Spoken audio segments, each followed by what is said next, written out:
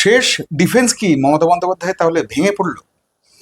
অনুব্রত মণ্ডল, যাকে তিনি কেষ্ট বলে ডাকতেন, যে মদন মিত্রকে তিনি বরাবর কালারফুল চরিত্র বলেছেন, সেই দুজন অবশেষে পা বাড়ালেন উল্টো দিকে।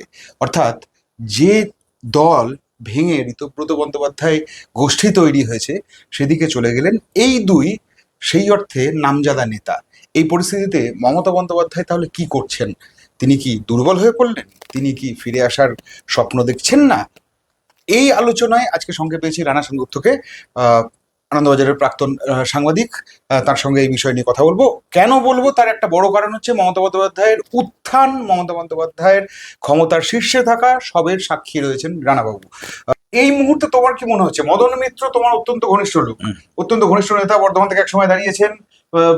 দাঁড়াননি, বর্ধমানে একসময় দায়িত্বে ছিলেন, বর্ধমানে দায়িত্বে ছিলেন। ফলে তুমি মদন মিত্রকে খুব ক্লোজলি দেখেছো, বা তোমাকে অনেক সময় মদন মিত্রের সঙ্গে আড্ডা মারতেও দেখেছি। এই মদন মিত্র চলে যাওয়ার কারণটা কি? মানে তুমি কিভাবে এই ব্যাপারটাকে ব্যাখ্যা করছো? তুমি অন্যদের ক্ষেত্রে অনেক সময় বলেছো যে এরা বেঈমান, এরা গাদ্দার, এটা বলেছো। মদন মিত্রের ক্ষেত্রে তুমি কি বলবে? না, আমার যেটা মনে হচ্ছে এই দুটো ব্যাপার আছে, মানে কাকতলীয় হলেও দুটো ঘটনা হচ্ছে এই যে মদন মিত্রের পরিবারের লোকজনের বিরুদ্ধে ইডি নোটিশ পাঠাচ্ছে, এবং সকলেই মানে একজন গৃহকর্তা হিসেবে সে চেষ্টা করবে তার পরিবারকে সবসময় শেল্টার দেওয়ার জন্য। এবং ঠিক সেই অবস্থাতে নোটিশ পাওয়ার পরেই মদন মিত্র ঋত তৃণমূলের দিকে চলে গেল। কেষ্টর ব্যাপারটাও তাই। কেষ্ট অনেকদিন ধরেই ক্ষুব্ধ হয়েছিল, জেলে ফেলে গিয়েছিল, তারপরে ফিরে আসার পরে কেষ্টর যে জায়গাটা ছিল তৃণমূলে, সেই জায়গাটা কাজল নিয়ে নিয়েছিল। কেষ্টর ক্ষোভ থাকা খুব স্বাভাবিক, যে আমাকে সেইভাবে আর দিদি দেখলো না। কেষ্ট হয়তো তার প্রতিশোধ নিল, এটা হতে পারে। তো এই যে ঘটনাগুলো ঘটছে, এর পিছনে কিন্তু পর্দার আড়ালে একটা দড়ি টানাটানি বা কোনো একটা পুতুল নাচ নাচানোর একটা ব্যাপার স্যাপার কিন্তু হচ্ছে। কনস্পিরেসি বলছো? কনস্পিরেসি অবশ্যই হচ্ছে। না হলে মদন মিত্র, যে 3 দিন আগেও আমার সঙ্গে কথা হয়েছিল ফোনে, যে তিনি আমাকে বলছেন যে তুইও আমার সঙ্গে ছিলি, আমি একটা ইন্টারভিউ নিয়েছিলাম, যে মমতা বন্দ্যোপাধ্যায় মরে না যাওয়া পর্যন্ত আমি মমতা বন্দ্যোপাধ্যায়ের সঙ্গে আছি, মনে আছে তোর? হ্যাঁ। এবং তখন কিন্তু মদন মিত্র যথেষ্ট কোণঠাসা, দলের বিভিন্ন পদ থেকে মানে কার্যত দূরে, বহু দূরে আর কি। একটা ট্রাম্প কোম্পানি, যে ট্রাম্প চলে না, তার চেয়ারম্যান, মানে সেই কমিটির আর কি একটা চেয়ারম্যান। তো তাতেও কিন্তু মদন মিত্র মমতা বন্দ্যোপাধ্যায় সম্পর্কে আমাদের ইয়েও আছে, মানে ভিডিও আছে, মদন মিত্র মমতা বন্দ্যোপাধ্যায় সম্পর্কে উচ্ছ্বসিত প্রশংসা করেছিলেন, এবং শেষে বলেছিলেন যে আমি আছি, আমি থাকবোই, যতদিন মমতা বন্দ্যোপাধ্যায় বেঁচে আছেন ততদিন। তো মমতা বন্দ্যোপাধ্যায়ের লোকজনরা একে একে সরে যাচ্ছে, নামী নেতারা, সঙ্গে থাকা নেতারা। এখন বলছে যে 2 ক রয়ে গেল, কল্যাণ আর কুণাল। এখন কোন ফাইন মর্নিং আমরা দেখবো যে একটা ক খসে পড়েছে বা 2টো ক খসে পড়েছে। এটা কিন্তু ঘটনা। ঠিক এই সিচুয়েশনটা কিন্তু ইন্দিরা গান্ধীর ক্ষেত্রেও ঘটেছিল। মমতাকে তো তার দল থেকে বহিষ্কার করা হয়নি, ইন্দিরা গান্ধীকে তার তৈরি করা দল থেকে বহিষ্কার করে দেওয়া হয়েছে। ইন্দিরা কিন্তু তাতে দমেননি। ইন্দিরা ঘুরে দাঁড়িয়েছিলেন, নানা রকমের অব্লিগেশনস এর মধ্যে দিয়ে ইন্দিরা ফিরে এসেছিলেন। মমতা কত বড় রাজনীতিক, মমতার পিছনে কতটা মানুষের সমর্থন আছে, এটাও খুব সত্যি কথা যে 2 কোটি বোধহয় 40 লক্ষ না 41 লক্ষ ভোট তৃণমূল পেয়েছে, মানে হেরে গিয়েও। এই পরিমাণ সমর্থন যদি মমতা বন্দ্যোপাধ্যায়ের পিছনে থেকে থাকে, তাহলে মমতা বন্দ্যোপাধ্যায়ের কিচ্ছু এসে যায়নি। মানে আমি বলতে চাইছি যে মমতা বন্দ্যোপাধ্যায়ের হাওয়াই চুরির স্ট্র্যাপটাও ছেড়েনি এর ফলে আর কি। মানে এত লোকের চলে যাওয়ার পরে, এমনকি আমি তো কালকে দেখছিলাম এটা ফেসবুকে, মমতা বন্দ্যোপাধ্যায় বলছেন যে আপনারা 21শে জুলাই এর আগে যারা যারা যাবেন তারা চলে যান। আবার ওই মৃত তৃণমূলের ওই বন সাহা, তিনি বলছেন যে দেখবেন আমরা কত লোক করতে পারি। তো এটা একটা ফাইনাল হয়ে যাচ্ছে আর কি, মমতা বন্দ্যোপাধ্যায়ের তৃণমূল ভার্সেস, মানে কালীঘাট তৃণমূল ভার্সেস ঋত। কংগ্রেস আবার এই প্রসঙ্গে একটা অদ্ভুত একটা বিষয় তুলে ধরেছে, সেটা ওদের বক্তব্য হচ্ছে, মানে শুভঙ্কর সরকারের বক্তব্য হচ্ছে, প্রদেশ কংগ্রেস সভাপতি, যে এই যে মেয়র রোডে ঋতব্রত বন্দ্যোপাধ্যায় গোষ্ঠীকে যে 21শে জুলাই পালনের যে অনুমতি দেওয়া হলো, সেটা আসলে বিজেপি লোক দিয়ে ভরাবে সেই জায়গা, সেই কারণে, এবং যাতে কংগ্রেসের গায়ে যাতে নিঃশ্বাস ফেলে, সেই কারণে এই পরিস্থিতিটা তৈরি করা হলো। এটা নিয়ে কংগ্রেস কিন্তু খুব ক্ষুব্ধ এই ব্যাপারটা নিয়ে, কারণ শহীদ মিনার, মেয়র রোড কার্যত তো গায়ে গায়ে।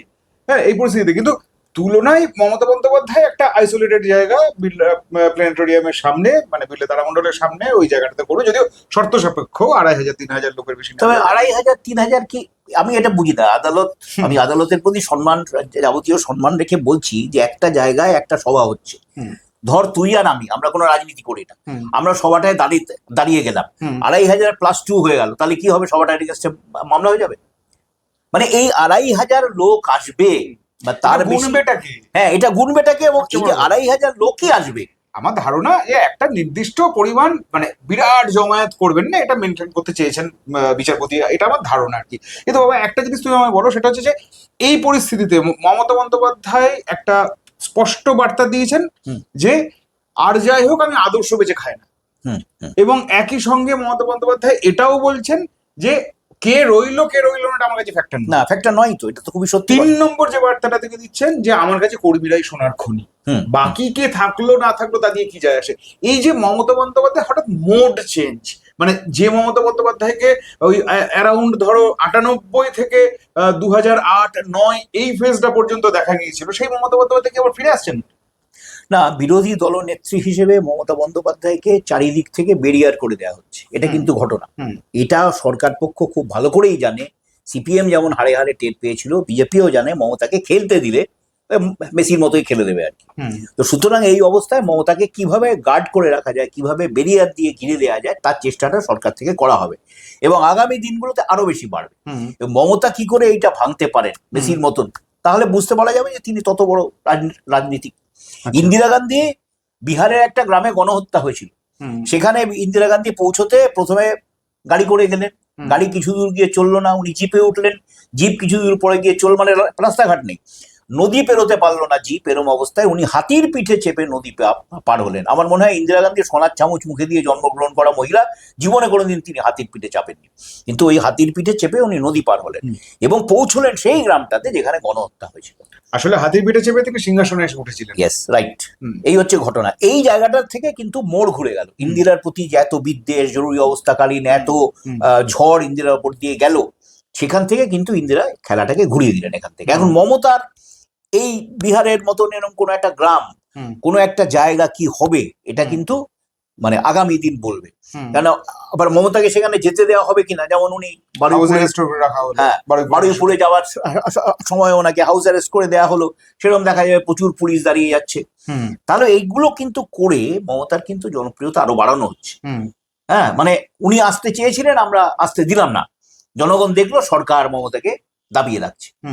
তো এই পরিস্থিতিতে আমি কিন্তু একটা কথা মনে করি, সেটা হচ্ছে যে তৃণমূল কংগ্রেসের এখনো বহু পুরনো নেতা আছেন, বাড়িতে বসে আছেন, যারা এখনো পর্যন্ত হয়তো একটা সময় সক্রিয় ছিলেন, নানান কারণে তারা ক্ষুব্ধ হয়ে বসে পড়েছেন। মমতা যে কেন এদেরকে একটা ডাক দিচ্ছেন না যে আপনারা আসুন, যারা পুরনো দিনে আমার সঙ্গে ছিলেন তারা আবার আসুন, কেন মমতা এই ডাকটা দিচ্ছেন না আমি বুঝতে পারছি না।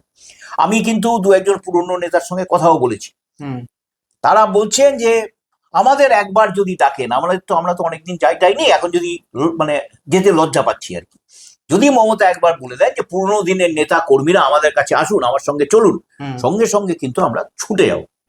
এটা কেন মমতা দিচ্ছে না বুঝতে পারছি না।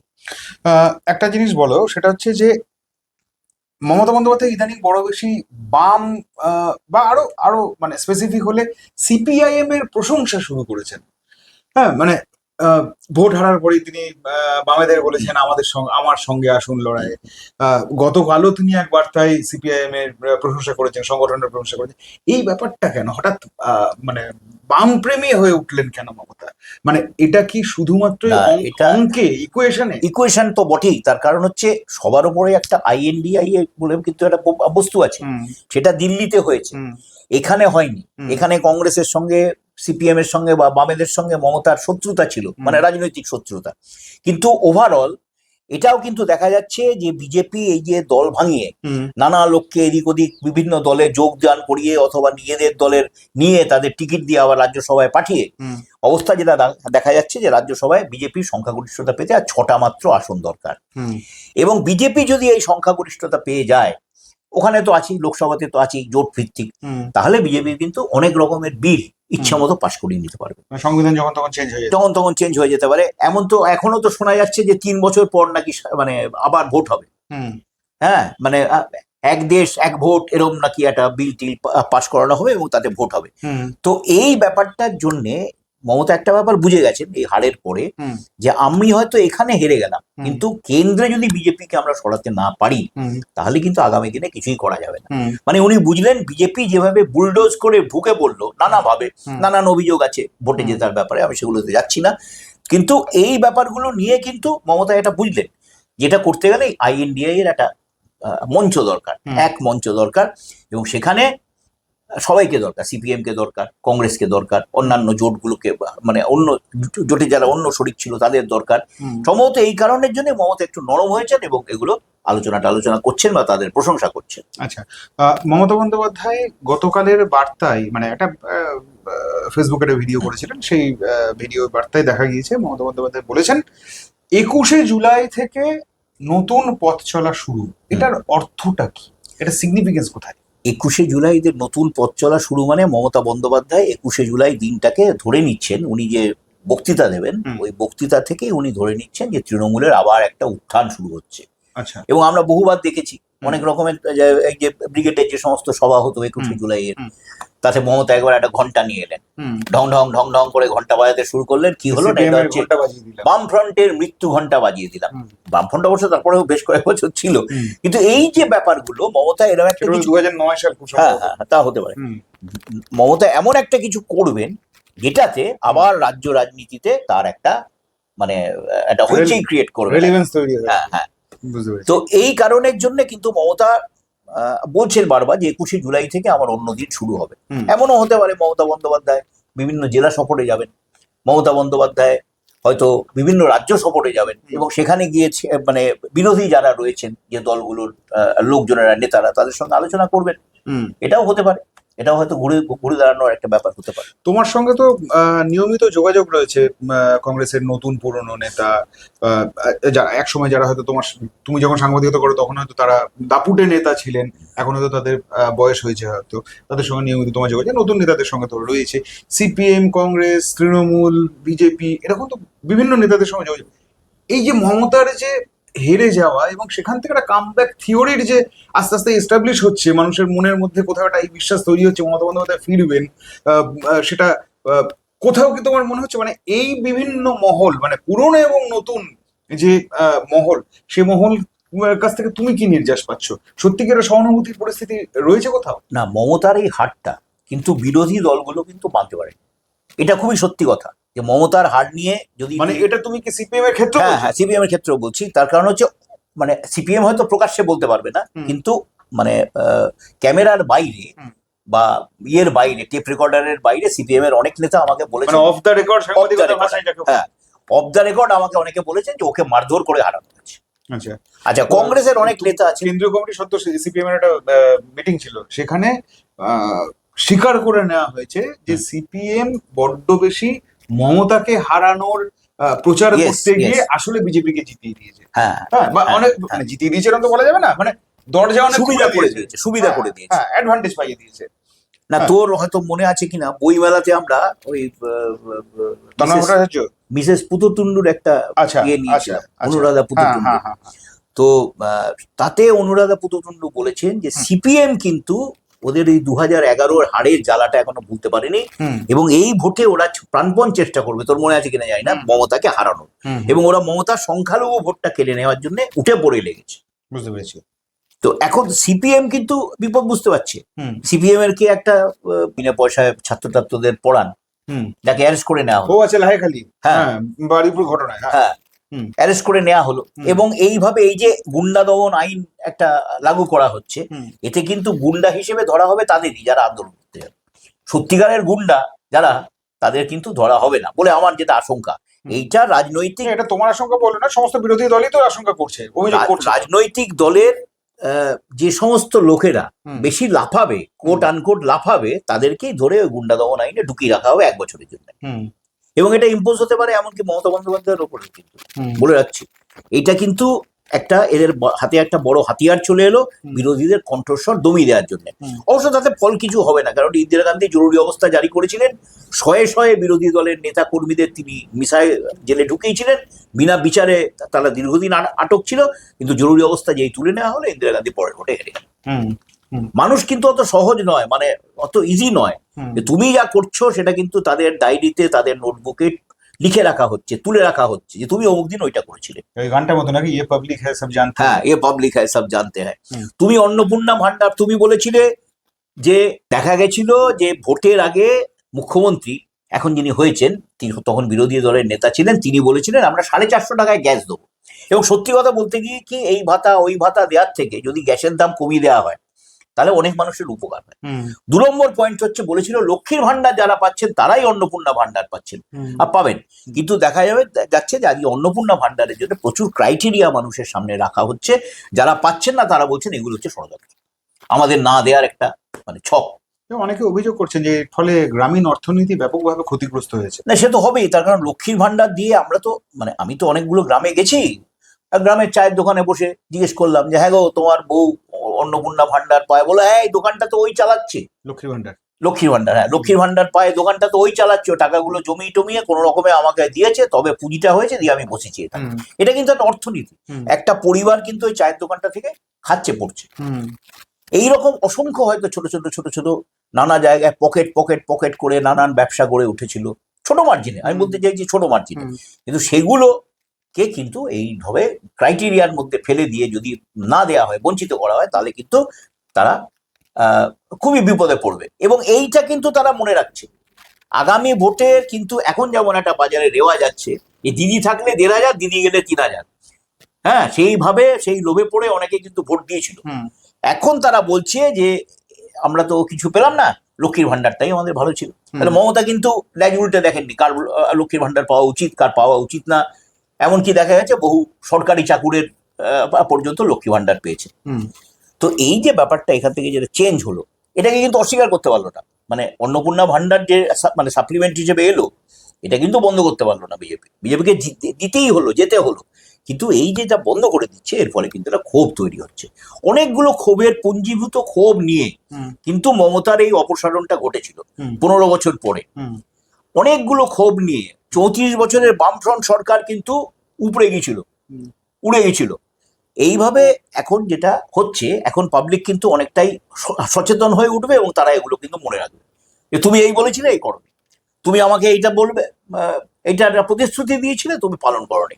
এগুলো সমস্ত কিন্তু অভিযোগ আস্তে আস্তে জমা হচ্ছে, তিলে তিলে জমা হচ্ছে। এখন সরকারের কাজ সরকার করবে, তারা কি করবে না করবে, কারণ এটাও একটা বড় কথা, সেটা হচ্ছে এই যে রাজ্যের কোষাগার কিন্তু একদম শূন্য। মানে স্বপন দাশগুপ্ত বোধহয় রোজ রাত্রিবেলা বাড়িতে গিয়ে ঘুমোতে পারেন না, রাজ্যের অর্থনীতির হাল কি হবে, কিভাবে চলবে এইটা নিয়ে।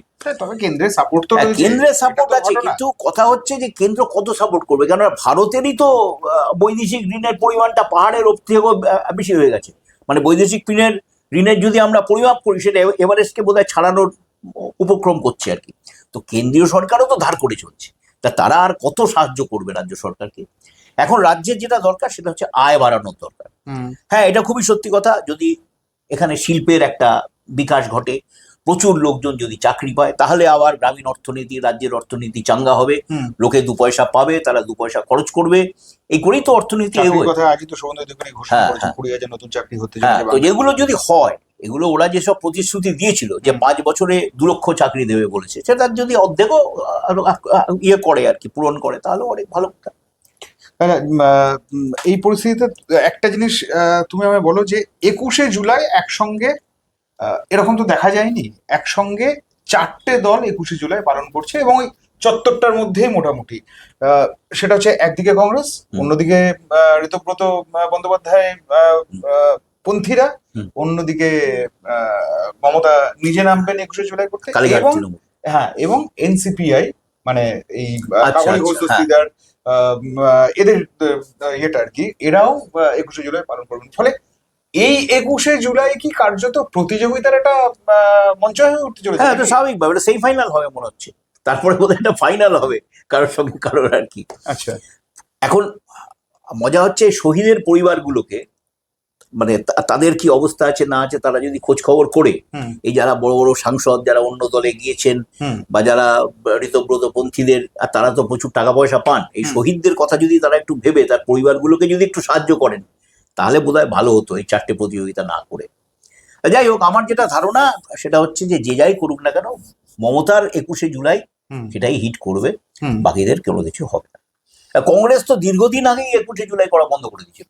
এবং সে তো খানিকটা অভিমান করে হ্যাঁ, যে আমাদেরটা তো ছিনিয়ে নেওয়া হয়েছে, সে অভিমান থেকে বহুদিন পর বেরিয়ে এসে ট্যাবলো বার করেছে কংগ্রেস, কিন্তু হ্যাঁ, কংগ্রেসও হ্যাঁ। চেষ্টা করছে যে প্রাসঙ্গিক হওয়ার। না, কংগ্রেসের আমি আরো একটা ঘটনার কথা বলি তোকে, সাঁইবাড়ির ঘটনা তুই বোধহয় শুনেছিস। বর্ধমান সাইমারি। সাঁইবাড়িতে সিপিএম এর লোকজনেরা যাদের মেরেছিল, তাদের মানে জনমানুষের তাদের ইমেজ ছিল গুন্ডা, কিন্তু তারা ছিল কংগ্রেসের লোক। এমনকি ইন্দিরা গান্ধী পর্যন্ত তাদের বাড়িতে গিয়েছিলেন। যাই হোক, সেই সাইবাড়ির অনুষ্ঠান প্রত্যেক বছর হয়, কিন্তু সিপিএম এর সঙ্গে যবে থেকে কংগ্রেসের আঁতাত হলো, কংগ্রেস কিন্তু ওই অনুষ্ঠানে বড় হাজির হয়ে গেল, আর আর আসতো না। এমনকি এবারেরও 24 মানে সাইবাড়ির যে অনুষ্ঠান হয়েছে তাতে কংগ্রেস যোগ দেয়নি। যদি সামনের বছর যদি কংগ্রেস যোগ দিতে যায়, তাহলে যারা সাইবাড়ির অনুষ্ঠানটা করে তারা কি বলবে কংগ্রেসকে, এতদিন কোথায় ছিলেন? বুঝতে পেরেছি। তো কংগ্রেসের একটা সমস্যা হচ্ছে, কংগ্রেস অনেকগুলো জায়গায় অনেকগুলো কিছু করেনি। 21শে জুলাইটা কংগ্রেস প্যারাডি করতে পারতো, অল্প লোক হতো, যাই হোক, না হতো না। ওদের বক্তব্য হচ্ছে আমরা তো আমাদের বিভিন্ন জেলা অফিসগুলোতে করেছি, আমরা আমাদের সদর দপ্তরে করেছি। অতিরিক্ত ওইগুলো তো আমরা দেখতে পাচ্ছি না। মুশকিল হচ্ছে সদর দপ্তরে আপনি কি করছেন, জেলা অফিসে কি করছেন। 21শে জুলাই মালা টালা দেয় ওদের ওই। শুভঙ্কর সরকারের অভিযোগ হচ্ছে যে আজ মমতা বন্দ্যোপাধ্যায় করতেন, আর উনি তো শক্তি প্রদর্শনের জন্য 21শে জুলাই পালন করতেন, এবং সেখানে পাগলু ডান্স হতো। হ্যাঁ, সেখানে খানিকটা বিভিন্ন লোককে দল ও দল থেকে ভাঙিয়ে নিয়ে এসে তৃণমূলে যোগদান করানো হতো। টলিউডের লোকজন তারা এসে তৃণমূলে যোগদান করতো, মানে খানিকটা বিনোদনের মঞ্চ ছিল আর কি, মানে শহীদ তর্পণের মঞ্চ, খানিকটা বিনোদনের মঞ্চ, এটা এই অভিযোগ করা হচ্ছে আর কি, বলছে নাকি। মানে যে কারণে তুমি তো নিশ্চয়ই দেখেছো যে শুভঙ্কর সরকার বলেছেন যদি সেই অন্যায় যদি ভুলে গিয়ে থাকেন, নিজেকে যদি ক্ষমা করতে চান, তাহলে আমাদের মঞ্চে আসতে পারেন। সেসব ভুলে গিয়ে যদি মানে ভুল স্বীকার যদি করে নিতে পারেন, তাহলে আসুন। তবে এখানে একটা ব্যাপার হচ্ছে, 21শে জুলাই তো শুভঙ্কর সরকারের কোন জেনারেশনের নেতার ওপর দিয়ে যায়নি। 21শে জুলাইয়ের মারধরটা তো মমতা বন্দ্যোপাধ্যায় খেয়েছিল নিজের শরীরে, নিজের মাথায়। অনেকদিন পর্যন্ত মমতা বন্দ্যোপাধ্যায়ের মাথায় একটা কালো ফেটটি লাগানো ছিল, কারণ মাথার পিছনটা থেকে কেটে কুটে সেলাই করে দেওয়া হয়েছিল, অনেকগুলো জায়গায় ইয়ে ছিল। তো এখন যদি কেউ বলে যে না আমি ওই দিন করতে পারবো না, আমার ওপর দিয়ে যেটা গেছে আমার দল করবে, আমি করবো না, এটা তো মানা যায় না। আর মমতা বন্দ্যোপাধ্যায় তো আলটিমেটলি কংগ্রেস থেকে সরে এসেছিলেন, সিপিএম এর বিরোধিতা করে না কংগ্রেস বলেই। তো আজকে যদি কংগ্রেস সত্যিকারের নামতে পারে, রাজ্যে কেন্দ্রে সত্যিকারের নামতে পারে, মমতা হয়তো তাদের সঙ্গে যাবেন জোট সঙ্গী হিসেবে। মানে মাঝখানে যেটা ধুয়ো উঠেছিল যে মমতা বন্দ্যোপাধ্যায় কংগ্রেসে যোগ দেবেন, এটা কিন্তু ব্যাপারটা গিয়ে আর দাঁড়াচ্ছে না, এটা একটা ঘটনা। তো মমতার যেটা মুশকিল হচ্ছে যে মমতার সঙ্গে কংগ্রেসের এই টাগ অফ ওয়ারটা এই সময় কিন্তু অভিপ্রেত ছিল না। মানে আচমকা কংগ্রেস একটা রাহুল গান্ধীকে নিয়ে, প্রিয়াঙ্কা গান্ধীকে নিয়ে একটা বড় করে সভা করে দিচ্ছে, এটা হচ্ছে এক রকমের শক্তি প্রদর্শন করা যায়, দেখো তৃণমূলের থেকে আমরা এখন বেশি, এরকম একটা ভাব আর কি। তো যাই হোক, তো এইগুলো করে কিন্তু বিরোধী জোটটা দানা বাঁধে না, কোনো রাজ্যেই দানা বাঁধছে না কার্যত। বুঝতে পেরেছি। সুতরাং যা দাঁড়ালো নির্যাস, তাতে 21শে জুলাই বিভিন্ন দল হয়তো পালন করতে পারে, কিন্তু চ্যাম্পিয়ন হবে মমতা বন্দ্যোপাধ্যায়ের 21শে জুলাইয়ের মঞ্চ। আর সেই মঞ্চ থেকেই মমতা বন্দ্যোপাধ্যায় কর্মীদের, তার উঠতি নেতাদের কি বক্তব্য রাখেন, কি বার্তা দেন, পথ চলার শুরুর নতুন কি দিশা দেখান, তার দিকে বাংলার তো আগ্রহ রইলই, ভারতবর্ষের রাজনৈতিক মহলও তাকিয়ে থাকবে সেদিকে। তাহলে আজকের ভিডিও এই পর্যন্তই, দেখা হচ্ছে তাহলে আবার পরের ভিডিওতে। ভালো থাকবেন।